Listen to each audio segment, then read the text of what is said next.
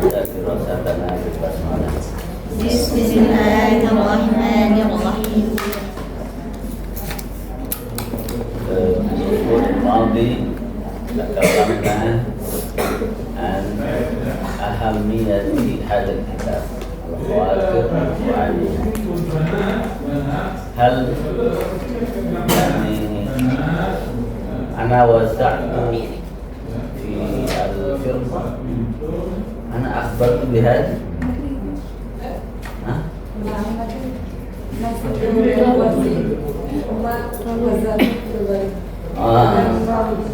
dan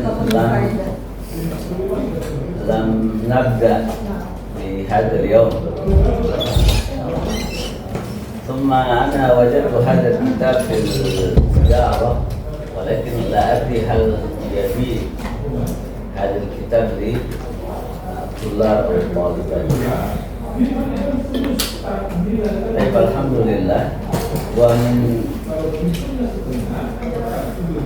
فوائد هذا الكتاب هو لتدبر الآية. نعرف بهذا الكتاب ما هي النقطة المهمة لكل سورة، ما هي النقطة المهمة لكل سورة. وتكلمنا قصيرا موجزا في سورة الفاتحة.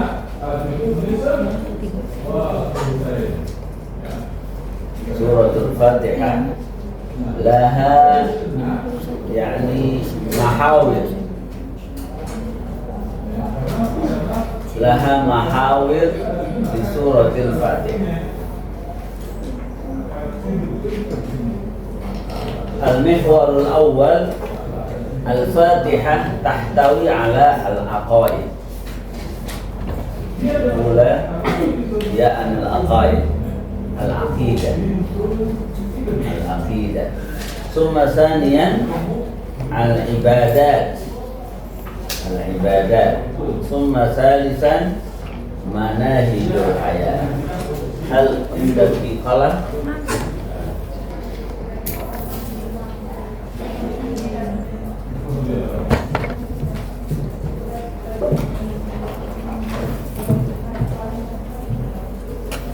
عقائد،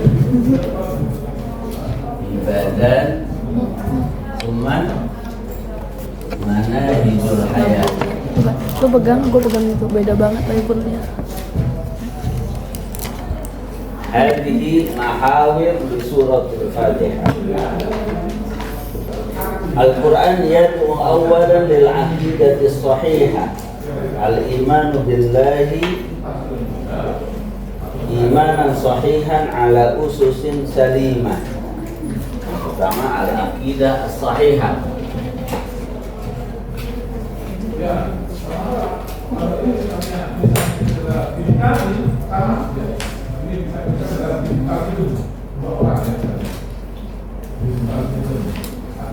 ثم ثانيا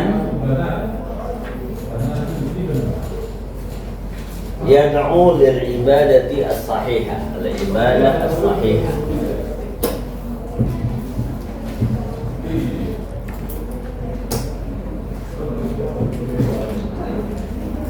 ثم مناهج الحياة أو منهج الحياة،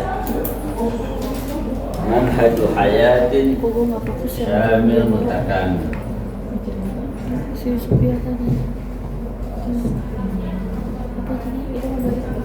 شامل. هذه ثلاثة أشياء تحتوي في سورة الفاتحة. أولا العقيدة، ثم ثانيا العبادة، ثم ثالثا المنهج الشامل. Mungkin darastunna kitab al-iman, sahih? Kathiran ma hadas fi mas'alat al-iman hiya al-iman bil qadr. Banyak terjadi perselisihan. Kalau al-iman billah, al-iman bil malaika, al-iman bil kutub wal rusul, semua al-iman bil yaumil akhir, ma fi masyakil katsira. Walakin katsiran ma hadas huwa al-mushkilah fi al-iman bil qadar. Iman kepada takdir. Iman kepada takdir. Darasturna fi kitabil iman. Bagaimana memadukan antara apakah amal kita itu ditentukan oleh Allah atau amal kita ditentukan oleh diri kita sendiri. Baina Jabariyah wa Qadariyah. Kan sudah dipelajari ya sebelumnya. Kalau Jabariyah itu apa? Pemahamannya bagaimana Jabariyah? Ustaz, yang qadar kita belum sampai. Oh belum ya? Sudah sampai mana? Sampai yang kiamah. Kiamah, oh, sebentar lagi ya. Nanti bisa dibahas di sini. Ya, itu yang pertama. Aqidah, ibadah, manhajul hayat. Suratul Fatihah ishtamalat ala hadhil ahdaf as-salasah. Sudah jelas ya. Mana yang termasuk al-umur al-aqaidiyah fi ayati alhamdulillahi rabbil alamin ar-rahmanir rahim. Ini dia, alhamdulillahi rabbil alamin ar-rahmanir rahim. Hadza yahtamu fi amri al-aqidah.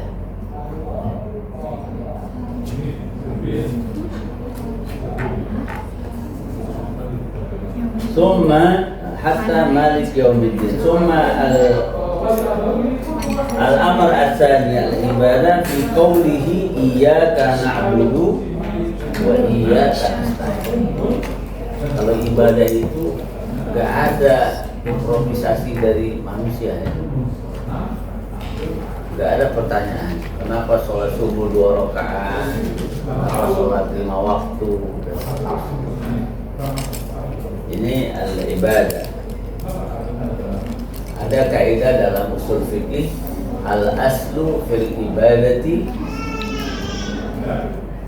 al-haram illa ma dalla dalil ala amri. Jadi ibadah itu ya nggak boleh asalnya kecuali yang diperintahkan. Jadi nggak boleh kita berimprovisasi dalam masalah ibadah. Kemudian sebaliknya al-aslu fil muamalati al-halal. Hukum asal muamalah antar manusia adalah halal kecuali apa yang Allah haramkan. Terbalik ya, berbeda dia. Summa asalis manhaju hayatil muslim min kalimah ihdinas siratal mustaqim ila qawlihi waladdallin. Jadi terbagi 3.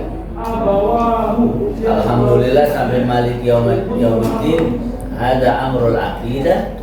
Summa iyyaka na'budu wa iyyaka nasta'in amrul ibadah. Summa min kalimah ihdinas siratal mustaqim ila akhir al-ayah yatakallam an manhaji hayatil muslim. Jadi ada akidah, ibadah dan manhaj. Kemudian saya tidak bahas semuanya. Kemarin kita sudah bicara al-hiwar ma'allah. Suratul Fatihah itu seperti ada apa?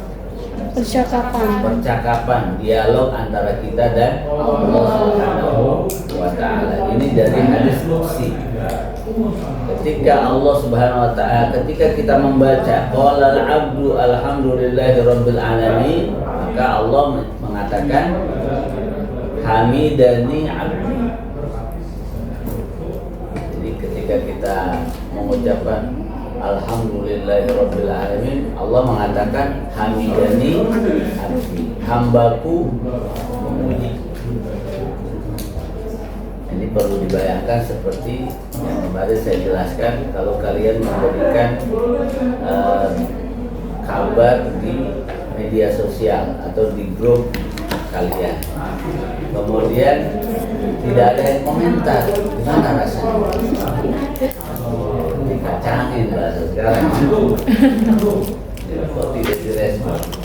Nah, ketika direspon, itu artinya apa? Misalnya ada yang respon pertama kali dari apa yang kalian share. Nah, kalian merasa gimana?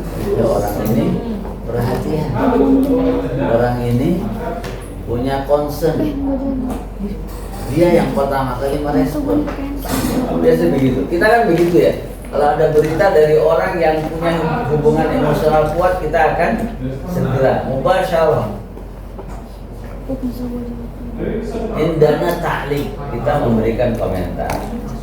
Nah, bayangkan Allah juga begitu. Cuma kan kita nggak seperti Nabi Musa ya. Nabi Musa mendengar wa kallamallahu Musa taklima. Ada dialog langsung. Kita tidak punya mukjizat itu. Tapi kita yakin karena disampaikan di dalam hadis qudsi. Kemudian kalau orang mengatakan ini nama naqra ar-rahmanir rahim asna alayya 'abdi. Hamidani 'abdi sama asna alayya. Kemudian maliki yaumiddin majjadani 'abdi. Iyyaka na'budu wa iyyaka nasta'in hadza baini wa baina 'abdi. Hambaku beribadah, aku memberikan pertolongan. Ada apa namanya? Ada hak dan ada kewajiban. Cuma yang mana adik? Mana yang didahulukan? Kewajiban atau hak? Kewajiban. Iya, karena dulu baru wa iya ibadah dulu baru minta tolong. Cuma dalam bahasa kita sering mendahulukan hak. Makanya ada istilah hak dan kewajiban, bukan kewajiban dan hak. Nah, itu diantara yang kemudian limadza summiyat bil Fatihah. Kenapa surat itu dinamakan surat Al-Fatihah? Li'annahu iftataha biha al-mushaf, karena surat Al-Fatihah itu adalah pembuka dari seluruh Al-Quran. Kalau dalam undang-undang ada apa? Pembukaan ya. Jadi kenapa disebut Al-Fatihah?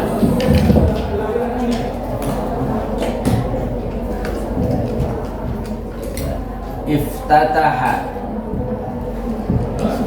biha Al-Quran, karena memang itu surat pembukaan.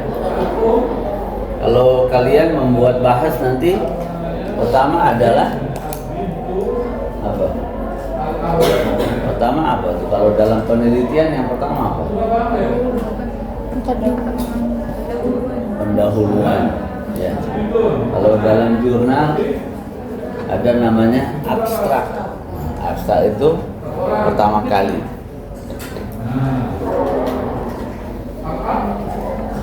Kalau dalam jurnal abstrak yang pertama kali ditulis itu ada ketentuannya, dia harus ada latar belakang masalah, ada metode penelitian sampai ada kesimpulan. Jadi kalau kalian ingin baca jurnal, nggak usah baca dulu semuanya, cukup baca abstrak. Karena di abstrak itu sudah kelihatan. Sama ketika kita baca Al-Quran, maka suratul Fatihah itu adalah surat yang utamanya. Di situ kalian sudah bisa ngebaca. Oh ya, berarti Al-Quran itu isi utamanya akidah, ibadah, dan manhaj kehidupan. Manhajul hayah, al-aqidah, al-ibadah, wa manhajul hayah. Kalian buka-buka ya isinya tiga itu.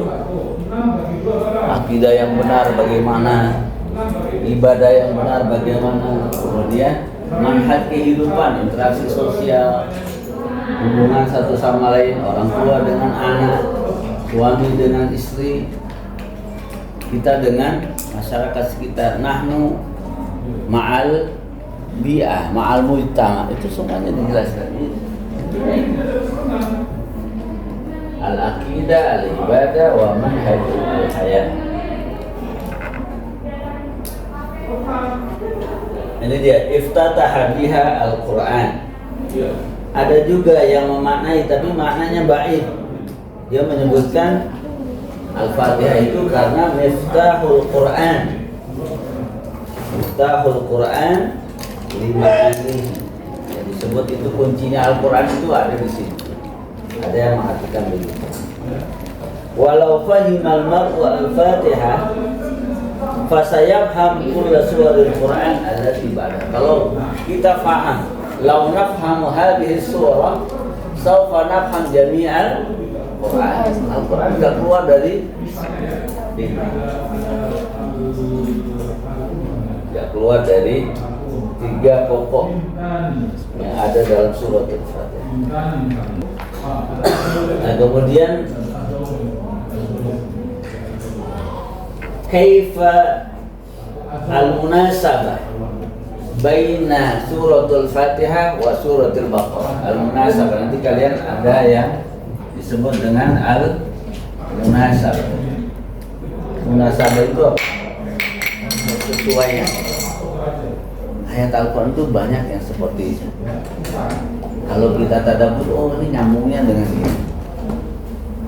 Kalau kalian baca tafsir itu sering menyebutkan munasabatul ayat dengan ayat sesudahnya atau sebelumnya, atau antara surat dengan surat berikutnya.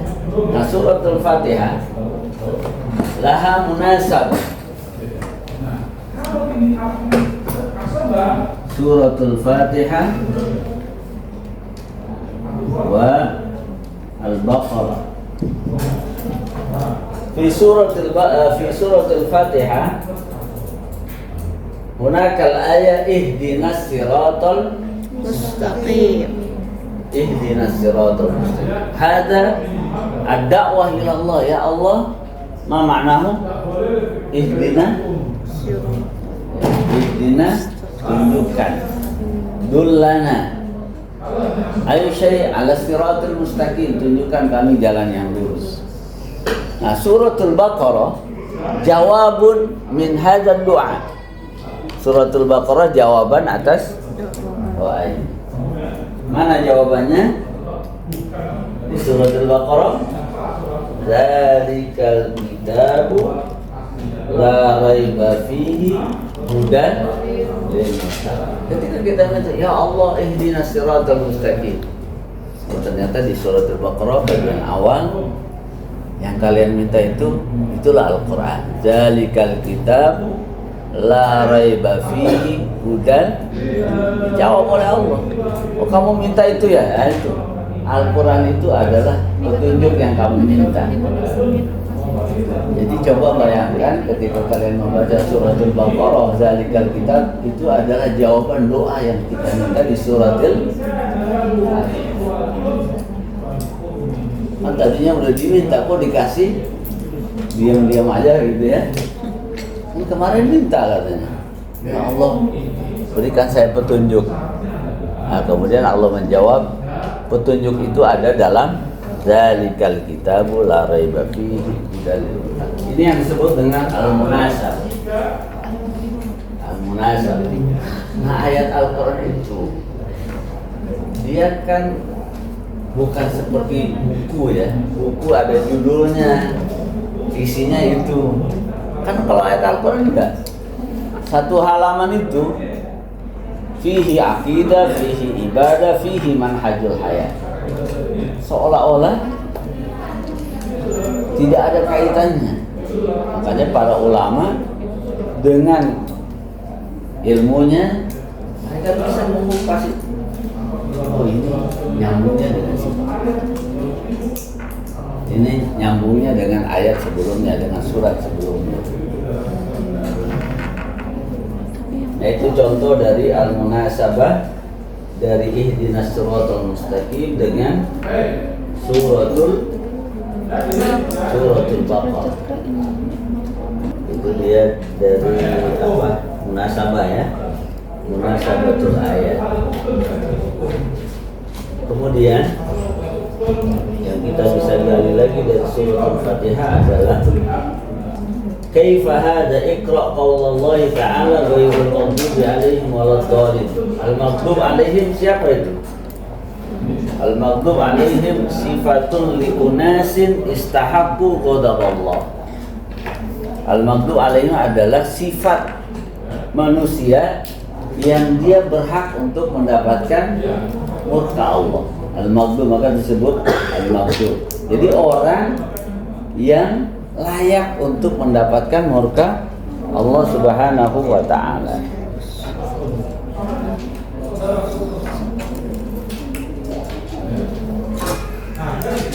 Nah, suratul Baqarah itu menjelaskan al-maghdub alaihim. Siapa itu al-maghdub alaihim? Siapa kira-kira? Al-maghdub alaihim al-Yahud, ya. Orang yang mendapatkan murka Allah Subhanahu wa ta'ala adalah al-Yahud. Nah, itu banyak dijelaskan dalam surat Al-Baqarah. Sementara waladdallin, orang-orang yang sesat, orang-orang Nasrani, itu banyak dijelaskan surat Ali Imran. Jadi kalian sudah bisa membayangkan bagaimana suratul Fatihah itu ummul kitab. Karena ketika menjelaskan ghairil maghdubi 'alaihim ghairil maghdubi 'alaihim itu penjelasannya di surat Al-Baqarah, banyak cerita tentang Bani Israil. Yang kalau diminta sesuatu banyak bertanya. Membeli sapi nanya, qalu atatakhiduna huzwa. Kata Bani Israil, ini bercanda ini. Suruh membeli sapi, dia bilang atatakhiduna huzwa. Kamu bercanda wahai Nabi Musa. Tidak, qala a'udzu billahi an akuna minal. Aku gak bercanda, masa aku bodoh amat begitu ya. Itu nanya lagi, ini sapinya bagaimana? Apakah sapinya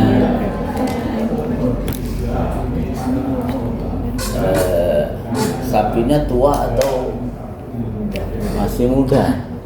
Tanya lagi. La faridu wala bikr awanun. Kasih itu nggak mau dikerjain juga. Nanya lagi. Ma launuha. Dia dijawab. Apa warnanya? Baqaratun safra'u faqi'un laun. Tua, jelas. Nah, itu dijelaskan di mana? Surat Al-Baqarah. Jadi untuk menjelaskan al-maghdub alaihim, penjelasannya di surat Al-Baqarah. Kemudian waladdallin itu penjelasannya di surat Ali Imran. Ada satu halaman yang sangat menarik. Ada yang bawa Quran?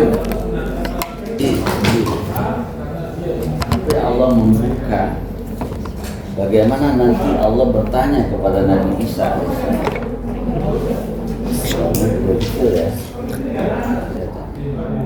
Yang cerita tentang Nabi Isa itu ditanya oleh Allah, wahai Nabi Isa, apakah dulu kamu menyuruh umatmu untuk menyembah kamu? Itu ditanya. Jadi ini pertanyaan nanti yang Allah akan tanya di akhirat. Karena banyaknya umat Nabi Isa yang menyembah Nabi Isa. Tapi Allah bertanya, dulu karena kamu nyuruh umatmu untuk menyembah kamu? Enggak ya Allah. Nah, itu ada di Al-Maidah bagian awal. Di Al-Maidah ayat 116. Ayat 116. Wa idh qala Allahu ya Isa bin Maryam anta qulta lin-nas. Ayat. Oh iya, ini dia.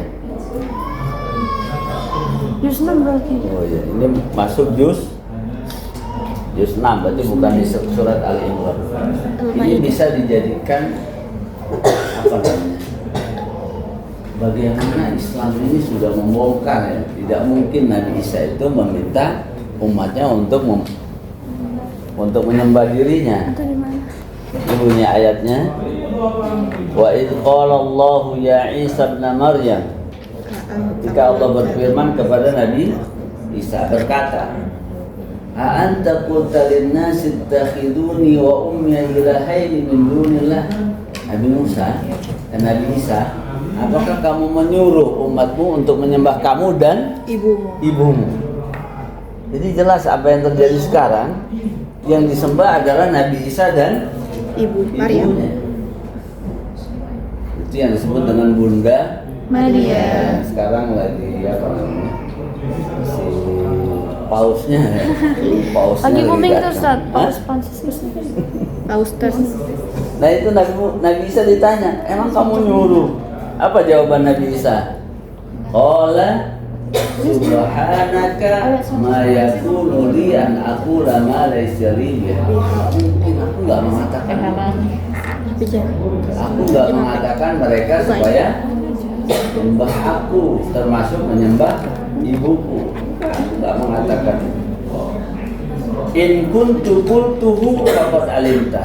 Kalau memang aku melakukannya, engkau maha tahu. Engkau maha tahu ya Allah, aku tidak melakukan itu. Ta'lamu ma fi nafsi wa la a'lamu ma fi nafsi. Engkau tahu apa yang ada di dalam diriku dan aku tidak tahu apa yang ada pada zatmu. Innaka anta 'allamul ghuyub. Nah ini gambaran betapa sesatnya orang-orang tadi yang waladhdallin itu. Karena Nabi Isa nggak menyuruh itu. Mereka yang melakukan improvisasi. Tadi yang saya sampaikan, fil ibadah wa fil aqidah laisa fihi ijtihadun nas. Gak ada ruang untuk ijtihad. Manusia hanya mengikuti, apalagi al-iman. Iman itu kan nggak kelihatan. Karena itu kita butuh iman. Ya, ini penolakan Allah Subhanahu wa taala yang ada dalam Al-Qur'an. Enggak ada perintah untuk menyembah Nabi Isa dan nah itu waladhdallin banyak dijelaskan di dalam surat Al-Imran, bahkan ayat-ayat setelah itu. Kemudian rahmatul lil alamin. Kalimat Ar-Rahman Ar-Rahim qad takarrarat marrataini. Ini ada dua kali. Pertama dalam basmalah Bismillahirrahmanirrahim. Kemudian di ayat yang berikutnya Alhamdulillahirabbil alamin Ar-Rahman wa hadza yush'iruna bi rahmati rabbina allati syamilat ad-dunya wal akhirah. Ini menunjukkan itu di dalam 3 ayat saja sudah berulang-ulang menunjukkan sayangnya Allah sama kita. Kita kan mengulang kalimat itu kapan? Kalau kita ingin menguatkan. Misalnya orang tua sayang kepada anaknya. Supaya anak itu betul-betul merasa, dia berulang-ulang ucapkan itu. Saya sayang sama kamu, saya ingatkan kamu, ini bukan saya benci. Saya sayang sama kamu. Diulang lagi, diulang. Supaya apa? Kalimat itu terekam. Baru beberapa ayat dalam surat Al-Fatihah Allah udah bilang, Allah itu maha kasih dan sayang. Diulang lagi, Alhamdulillahirabbil alamin. Diulang lagi, Ar-Rahman. Ini sifat yang harus dipahami oleh setiap orang. Allah itu beneran sayang. Sementara banyak orang menganggap aturan dari Allah itu untuk menyusahkan. Padahal orang tua ada anaknya melakukan kesalahan, dia tegur. Itu orang tua yang sayang atau enggak? Sayang. Kalau orang tua sudah ya udah terserah kamu, itu tandanya apa? Ini enggak sayang. Nah, Allah juga begitu, dikasih tahu aturan-aturan. Misalnya sebagai seorang individu, begini, jangan saling mencela satu sama lain, jangan saling bully. Ketika dalam keluarga ada aturan, di masyarakat, itu tanda Allah sayang. Ar-Rahman Ar-Rahim. Itu diulang. Wa hadza yush'iruna bi rahmati rabbina. Ini harusnya menghadirkan rasa betapa sayangnya Allah sama kita. Dengan baru beberapa ayat saja di surat Al-Fatihah, kalimat itu sudah diulang. Satu paket. Ar-Rahman Oke. Dan kasih sayang Allah ini meliputi dunia dan akhirat.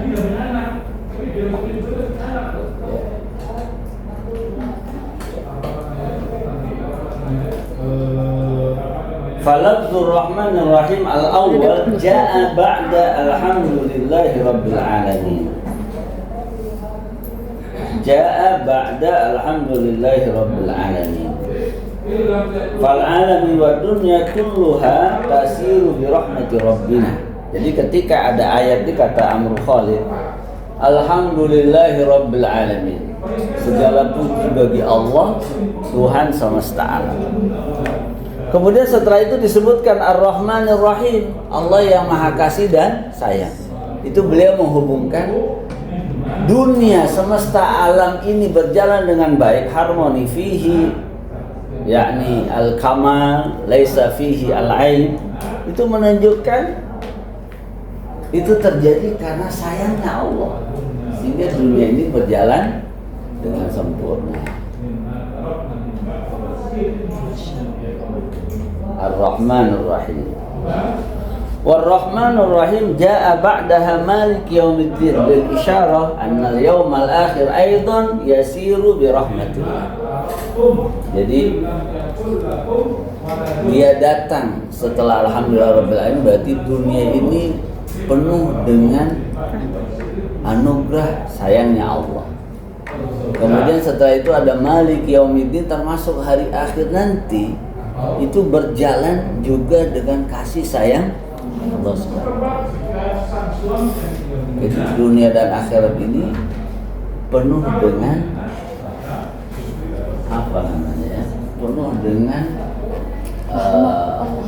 muatan kasih sayang Allah. Orang yang kafir tetap bisa mendapatkannya, mereka bisa hidup sehat, mereka bisa mendapatkan apa yang mereka harapkan. Nah, kemudian nanti ada rahmat di akhirat. Fahadhihi surah tatma'innul mar'u bi anna al-asla fil kauni huwa rahmatullah wa anna asla alaqatillah bi ibadihi ar-rahmah. Harusnya ayat ini sudah memberikan ketenangan. Ketenangan apa? Jaminan Allah sayang sama kita. Ada jaminan. Kayak kita nih dengan orang tua. Kenapa kok kita bisa curhat dari A sampai Z kepada ibu misalnya? Kenapa kok kepada yang lain kita belum tentu? Kita mikir-mikir dulu kan? Kenapa? Kira-kira kenapa? Karena jaminan kasih sayang. Nggak mungkin ibu ada keinginan untuk menyakiti. Nggak mungkin ibu setelah tahu kita curhat kemudian diupload di media sosial. Nggak ada. Kalau ada yang begitu berarti ibunya dipertanyakan. Ya,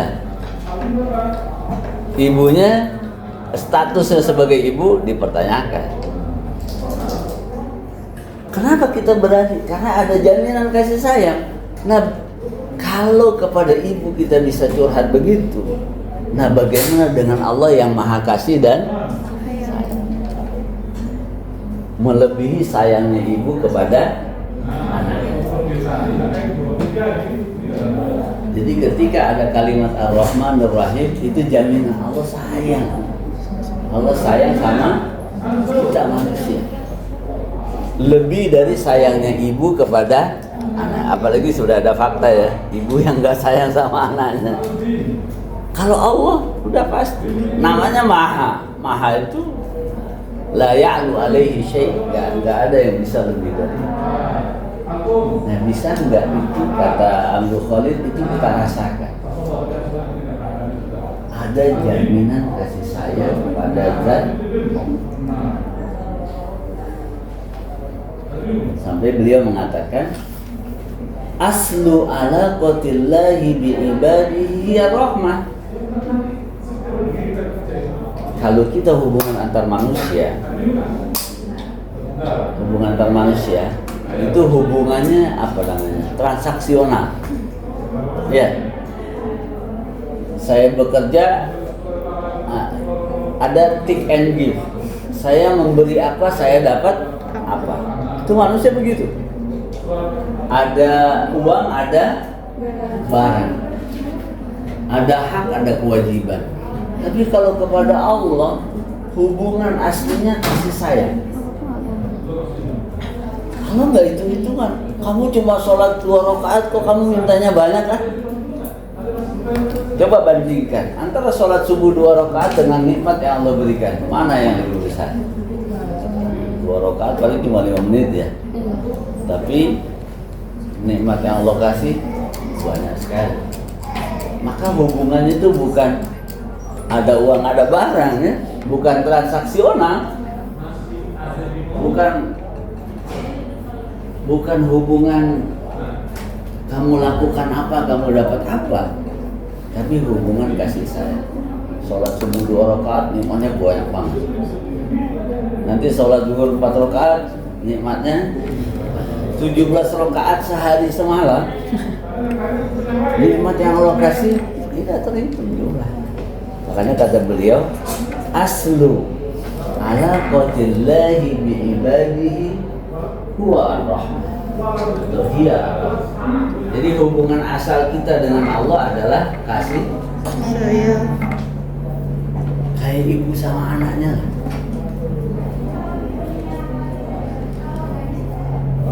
Cuma disuruh tolong beli sayuran di warung misalnya. Tapi yang ibu kasih banyak nggak? Lebih banyak yang diberikan daripada apa yang diminta. Nah Allah lebih dari itu terkait dengan rahmatun lil alamin. Allah sayang kepada seluruh alam. Kemudian al-alamin, lafzuhu al-alamin tadullu ala ma'na latif. Fal Fatihatu wa hiya awwalu suwaril Qur'an qad ibtada'at bi alhamdulillahi rabbil alamin, bainama akhiru suratin fil Qur'an suratin Nas qad intahat bi qoulihi ta'ala minal jinnati wan nas.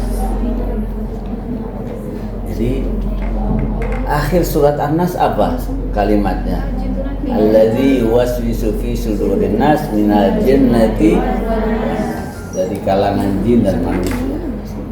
Kemudian di awal surat Al-Fatihah, alhamdulillah, bismillahirrahmanirrahim, alhamdulillahi rabbil alamin. Itu ada hubungan, ada makna yang sangat dalam. Ketika Al-Fatihah menyebutkan segala puji bagi Allah yang mengatur alam semesta ini, Allah yang sayang kepada seluruh alam semesta ini. Di akhir surat An-Nas, alam semesta itu diantara yang pokoknya adalah bangsa jin dan manusia. Kan adanya alam ini karena untuk memfasilitasi kehidupan manusia. Yang lain itu cuma fasilitasi. Alladzi khalaqalakum ma fil ardi jami'an. Allah bilang begitu.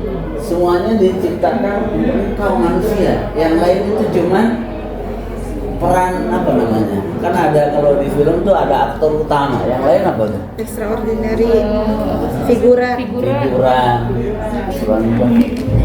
Tokoh utamanya manusia.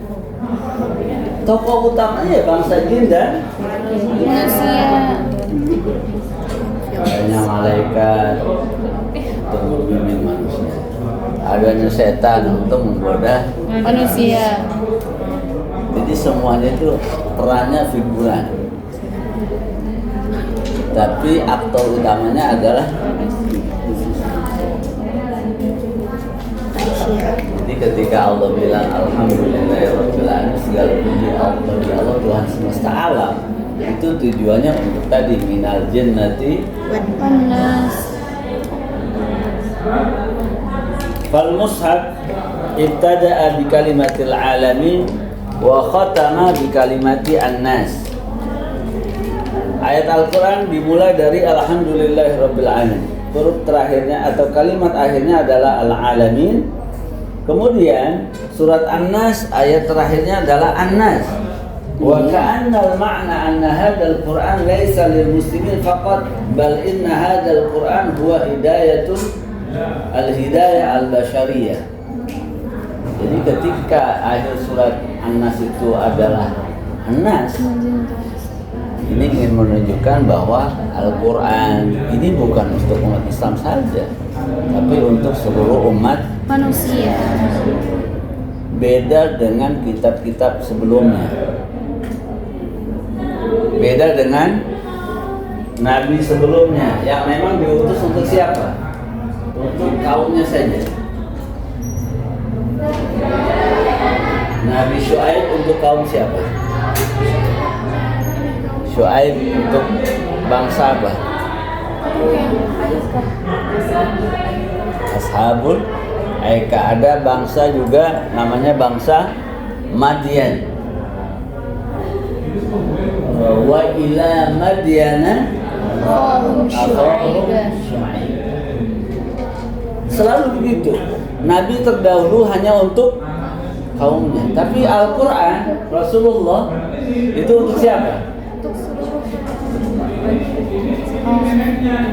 Untuk orang Bangka, untuk orang Sunda, untuk orang Eropa, orang Afrika, orang Amerika. Itu Al-Quran itu untuk mereka semua. Itu kata Amru Khalid, ya, hubungan antara akhir surat An-Nas minal jinnati wan nas dengan Alhamdulillahirabbil alamin, bahwa ayat Al-Quran itu untuk seluruh umat manusia, bukan hanya untuk orang-orang Arab. Kemudian berikutnya ghanimah sahlah. Apa ghanimah artinya? Ghanimah apa? Harta rampasan perang. Ya kalau ya sebenarnya bukan harta rampasan perang, pokoknya segala sesuatu yang tiba-tiba banyak. Kalau kita bilang ketiban apa tuh? Kalau dapat nikmat luar biasa, ketiban duren atau duren runtuh gitu ya, itu kan sesuatu yang luar biasa. Nah, surat Al-Fatihah itu ghanimah sahlah. Kalian tuh dapat duren runtuh gitu ya. Itu anugerah yang sangat luar biasa dan mudah didapatkan. Mana buktinya? Wali suratul Fatihah khususiyah tumayyizuha wa hiya annaha khaliyah min kulli ahkam tajwid as-sa'bah. Pertama, suratul Fatihah itu ternyata dia hukum tajwidnya nggak ada yang sulit. Itu diantaranya. Alhamdulillahi Rabbil Alamin Ar-Rahmanir Rahim Maliki Yawmiddin Iyyaka na'budu wa iyyaka nasta'in Ihdinas siratal mustaqim Siratal ladzina an'amta 'alaihim ghairil maghdubi 'alaihim. Itu enggak ada hukum tajwid yang susah.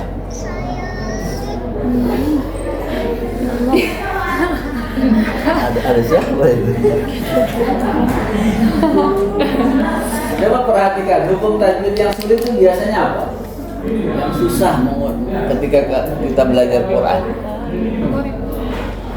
Apa yang susah? Misalnya dari hukum tajwid yang 5 atau mad itu mana yang agak sulit untuk kita ucapkan?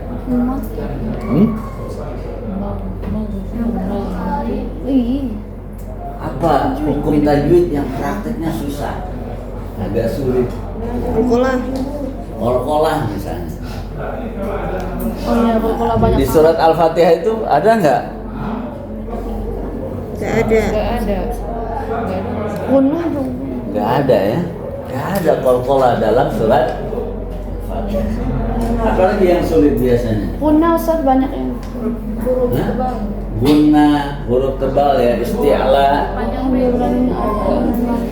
Itu surah Al-Fatihah itu datar-datar saja hukum tajwid. Walaupun di ujungnya sih. Ya. Huruf huruf isti'la juga hanya waladolin ya. Selain itu nggak ada lagi kan. Kemudian ikhfa-nya ada nggak ikhfa-nya? Nggak ada. Nggak ada ikhfa-nya. Makanya kata Amrul Khalid, ini adalah goni masahnya, harta rampasan perang atau anugerah yang mahal dan mudah didapatkan. Lihat itu. Khaliyah min ahkam at-tajwid as-sa'bah. Laisa hunaka al-ahkam as-sa'bah min fi ilmi at-tajwid. Wa dzalika likai tayassara al-qira'ah lil jami' hatta liman la yatahaddas bil arabiyyah. Beliau Allah menetapkan ini supaya diucapkan mudah, gampang dilafazkan hatta li ghairil Arab, sampai orang di luar ternyata kita gampang kan. Coba kalau yang diwajibkan untuk dibaca ketika sholat 5 waktu surat yang misalnya Al-Kafirun, itu ngapalnya bisa bolak-balik ya.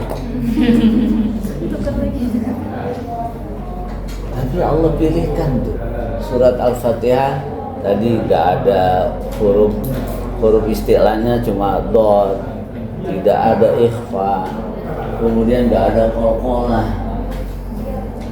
Ini bukan kebetulan ya, tapi memang Allah sudah menganugerahkan sehingga setiap orang gampang untuk membaca dan menghafal. Anak kecil, anak TK yang bukan orang Arab, dia sambil main-main suruh baca surat Al-Fatihah, luar ya.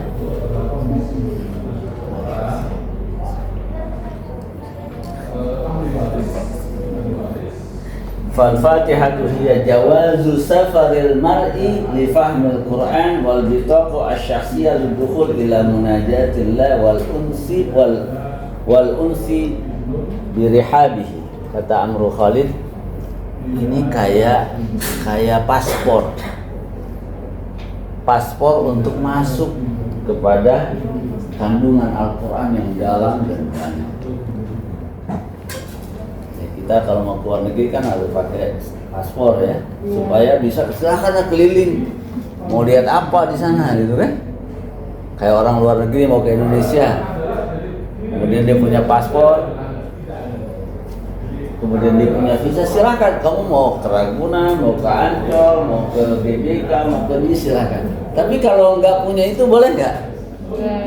Enggak. Jadi kata beliau itu Suratul Fatihah seperti paspor itu. Ketika kita sudah masuk lewat surat Al-Fatihah, silahkan dalami kandungan Al-Quran yang begitu luar biasa. Kita bisa mendapatkan banyak inspirasi dari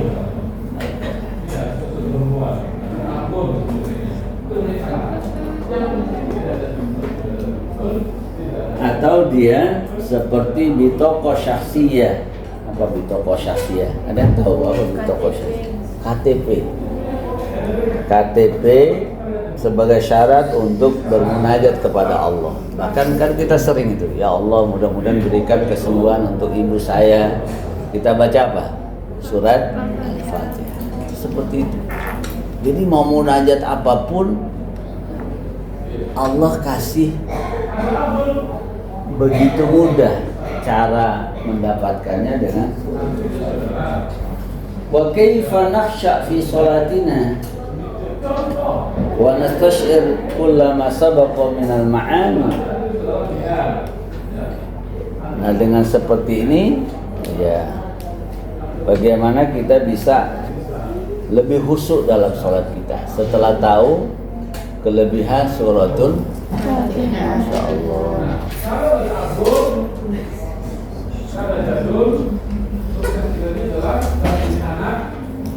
Nah, kemudian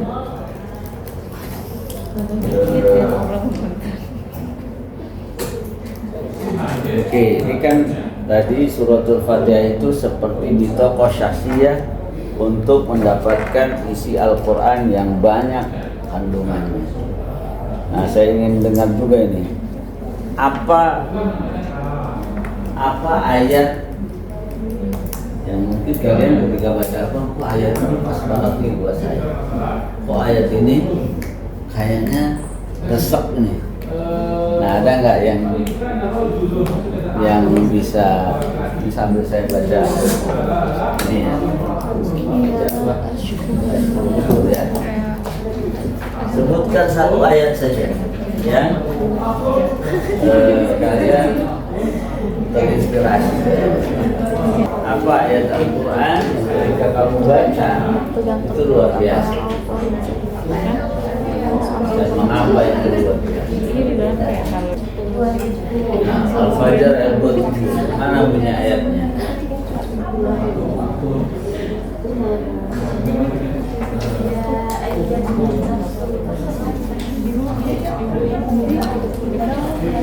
Ya ayyatuhan nafsul mutmainnah. Apa yang apa namanya? Yang terasa? Apa yang kamu bayangkan ketika ayat itu begitu berpengaruh?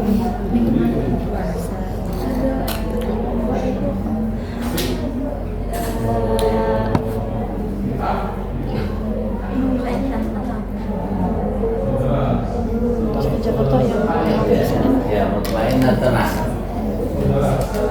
Kenapa kamu begitu merasa, oh ayat ini luar biasa nih?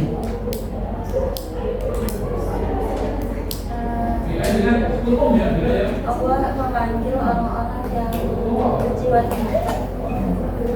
Di dalam ayat ini Allah memberikan panggilan khusus bagi orang-orang yang jiwanya tenang. Tadi kalau dikaitkan dengan surat Al-Fatihah, kenapa kita tenang?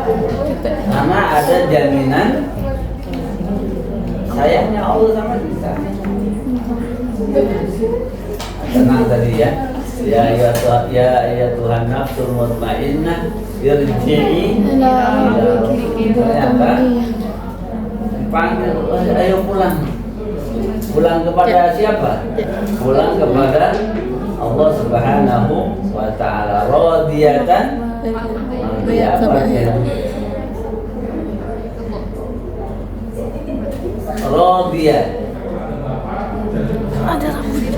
Radiyah apa artinya? Bukan ridho. Ridho. Ridho. Siapa yang ridho? Nafsul mutmainnah tadi. Orang yang jiwanya tenang kembali kepada Allah, dia senang. Kenapa? Karena dia mendapatkan apa yang Allah janjikan. Mardiyah, Allah juga senang dengan dia. Jadi dianya senang, Allah juga senang. Fadkhuli fi ibadi wa dkhuli Jannati. Menamakan katakan istri seperti ibu. Anti ka dhahri, kamu seperti Punggung. Kalau di zaman jahiliyah, kalau orang mengatakan itu otomatis cerai. Dan cerai yang nggak boleh nikah lagi. Tiga. Talak 3 ya. Tolak 3. Nabi nggak tahu itu. Ditanya begitu kan Nabi, kalau nggak ada ayatnya Nabi nggak Tahu. Tapi subhanallah, ketika Nabi berada di situ ditanya, kemudian Nabi belum bisa jawab, kemudian langsung Allah turunkan ayat di situ. Surat Al-Mujadilah. Apa bunyi awalnya?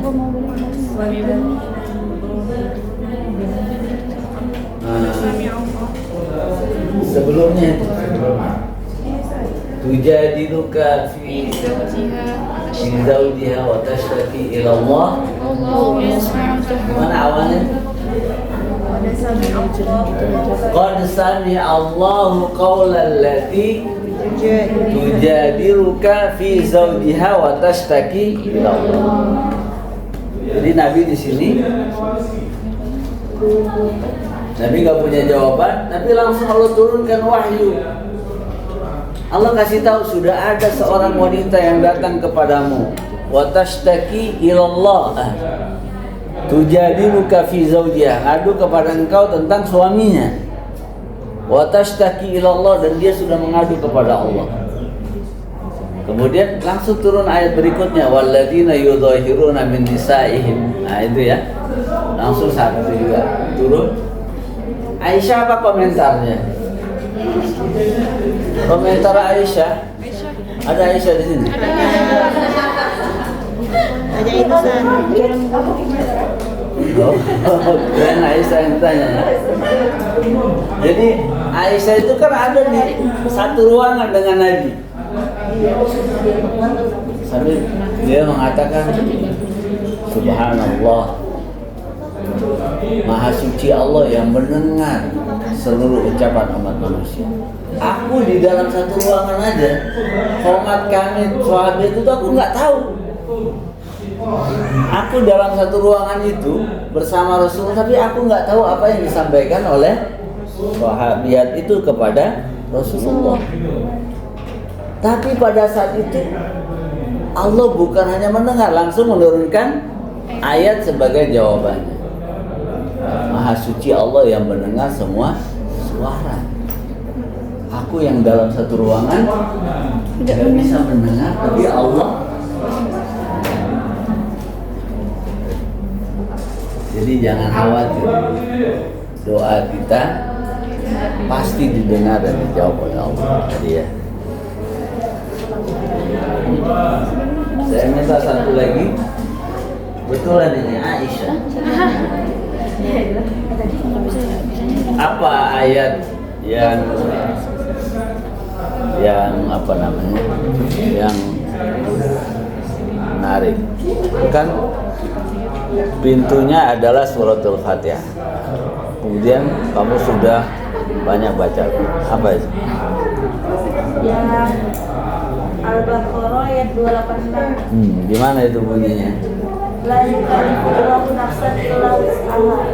La yukallifullahu nafsan illa wus'aha. Apa yang menjadi apa namanya? Rasanya berbeda. Apa? Artinya Allah tidak membebani seseorang melainkan sesuai dengan kesanggupannya. Ya, betul. Itu artinya. Tapi apa yang membuat ayat ini bagus banget ya? Gimana? Ya, di saat kita merasa kesulitan, asik. Oh asik ya.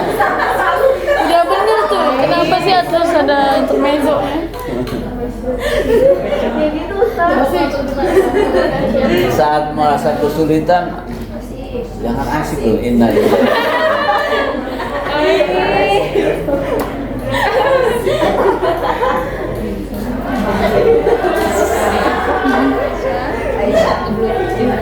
Beda ini. Ya, gimana saat merasa kesulitan? Asik.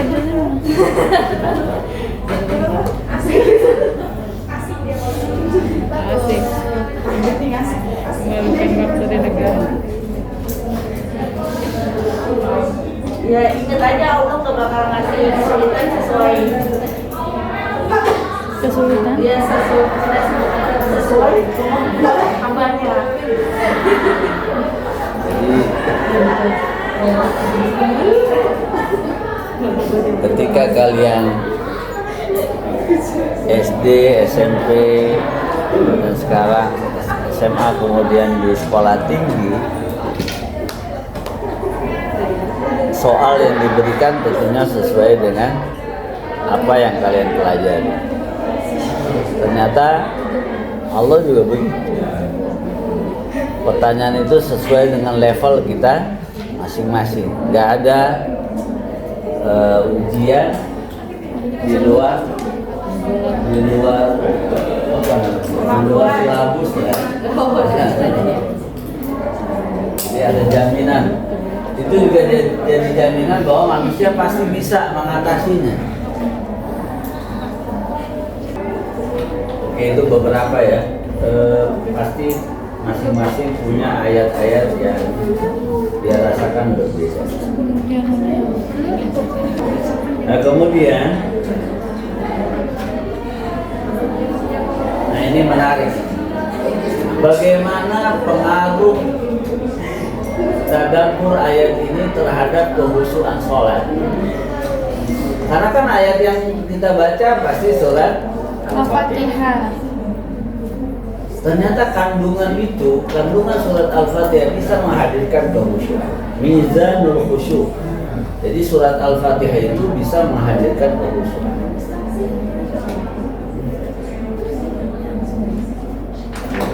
Nah, ini misalnya di paragraf yang menarik untuk dikaji. Lau aradta yawman an tusalliya. Satu hari kamu pengen sholat. Wa sya'urta bi'adamil khusyuk. Kamu merasa enggak khusyuk. Kamu merasa sedang banyak persoalan, sedang banyak masalah, sedang banyak kesulitan. Fa'lam anna hunaka ni'matun lam tatadzakkarha. Ketahuilah itu terjadi karena kita tidak memahami bahwa hidup kita ini penuh dengan kenikmatan. Walau arafta kaifa taqul alhamdulillahi jayyidan lakana tadhkuru kulla ni'matin min ni'amillah yaj'aluka tahsya fi salatika. Jika kamu Ini kan sering yang membuat kita galau. Apa yang membuat kita ittirab? Itu adalah adam nikmat. Ya kenapa? Dia nih nggak punya ini. Kenapa? Kok kayaknya tidak tenang? Oh karena nggak ada ini, karena nggak ada itu. dipikirin yang nggak ada. Tapi ketika ada ayat Alhamdulillahirabbil alamin, coba renungkan. Nikmat Allah itu begitu. Sampai kemarin saya sudah pernah menyampaikan kalimat itu sendiri adalah nikmat, ya kan? Kalimat alhamdulillah adalah nikmat. Saya pernah menyampaikan kan? Kalimat alhamdulillah itu nikmat. Nah, ketika hadir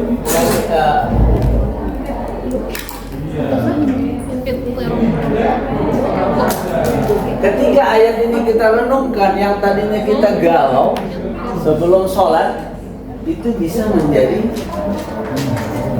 alhamdulillah ya Allah, nikmat yang Kau berikan kepada seluruh alam ini begitu. Kita bukan nggak ada nikmat, tapi kita nggak ngerasa. Kita bukan nggak punya sesuatu, tapi nggak ngerasa. Makanya disebut kafur. Bahkan dari insan kafur itu apa artinya? Menutupi. Bukan nggak ada, tapi ditutupi. Ada sesuatu.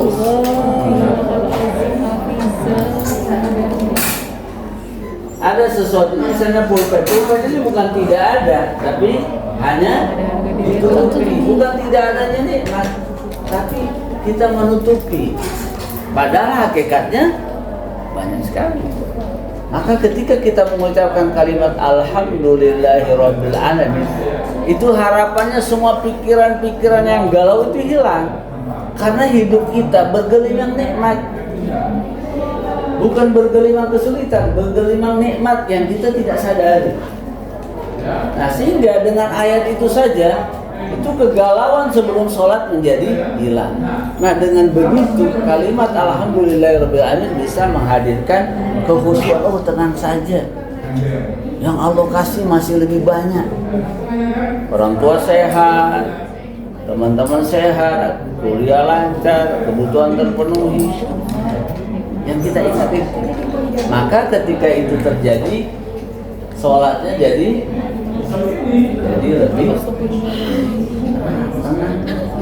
Ada jaminan kasih sayang Allah. Ya. Jadi kata beliau, Kalau kita mengucapkan kalimat alhamdulillah sendiri dengan baik, jayyidan, lakana tadhkuru kulla ni'matin. Kita akan ingat nikmat Allah yang banyak. Ya ja'aluka tahsya fi sholatika. Kamu akan khusyuk.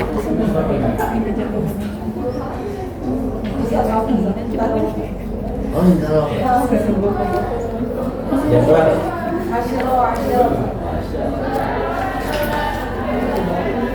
Oke, berarti untuk yang berikutnya bisa dimulai dari surat Al-Baqarah saja. Mom stand.